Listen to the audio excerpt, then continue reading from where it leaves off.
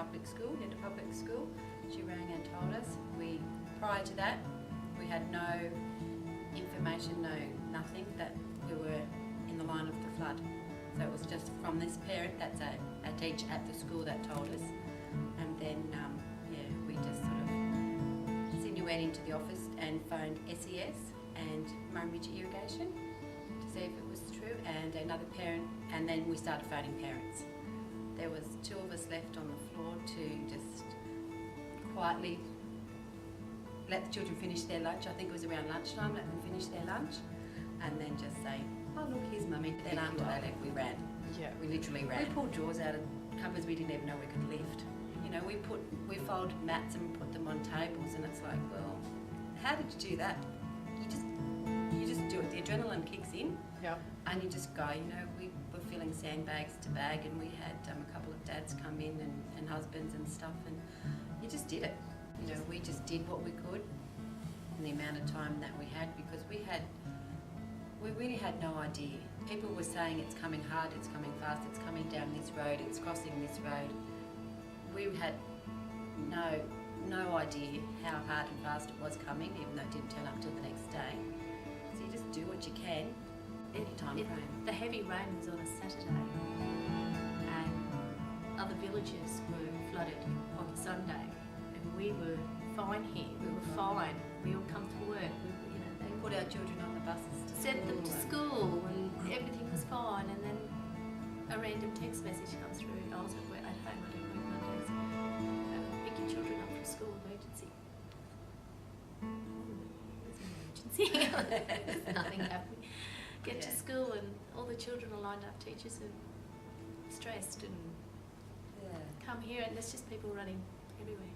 So people running with sandbags in the back of their ute, desperately trying to get their houses safe, but it was no use. Sandbags was no use. We all had to come home to our own homes, and then put things up at our own homes, and then we were given a time frame. We had to be gone out of Yenda by, I think it was about 4 or 4:30. So we had our own houses to do when we left. Once you left town, you couldn't come back in.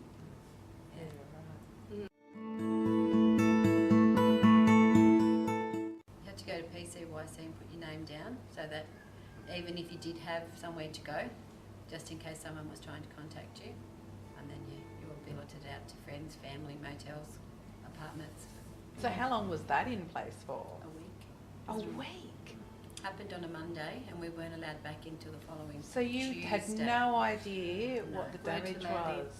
That's what people. was the biggest. Yeah, that was the biggest thing. That was the biggest fear of people in Yenda. They didn't know what to come up. Cindy moved 3 times.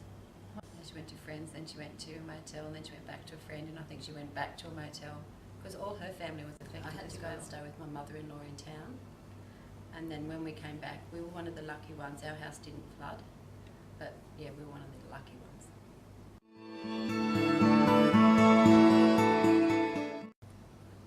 We had 32 centimetres water through the building, which basically damaged all cabinetry, floors, power points, all the low-line power points, pretty much everything was damaged. We managed to save everything that was above that level, and thankfully the girls were very good that day and they put a fair bit above that level. But the whole building was covered pretty much.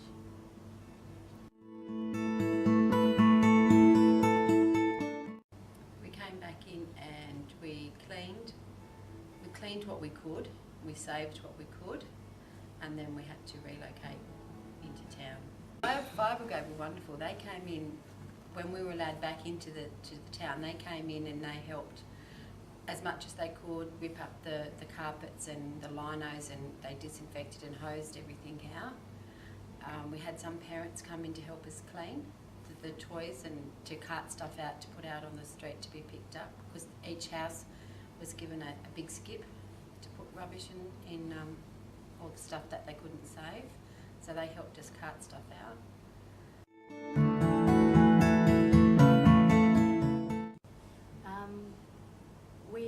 We were thankful that Head Start offered one of their rooms to us. It was before and after school care room, so they allowed us to use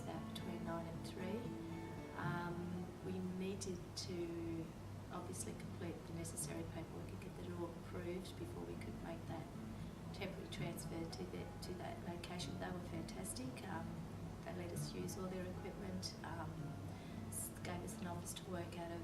It was fairly smooth as far as working out of there, although it was quite limited what we could do, but they were very good to us in that time.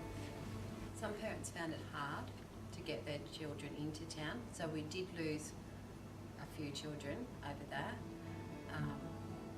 The staff, we were just grateful to be somewhere and to be able to be back working again. Even though we all lived here in Yenda, we just soldiered on. You just had to keep going. And the children, it took them about 1 or 2 weeks, and then they were happy to be with their little friends again. The state government found some assistance for us, and so did the local government. They also helped us along with a lot of fundraising and community support. Also, they helped us get us back here again.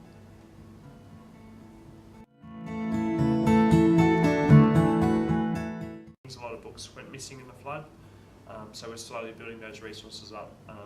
Every time we get a chance to spend some money, we spend on those things that we lost.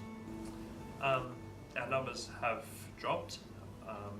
Pre-flood, we actually extended our building, and then 6 weeks later the floods came, so we had to rebuild everything that happened before. And yeah, so our numbers we've lost our waiting list, and the community is still moving back to town, so we're slowly building our numbers up. We've filled 3 days in one of our rooms, and we're slowly building up that room. I'm hoping to open up the second room next year, but we'll see how we go.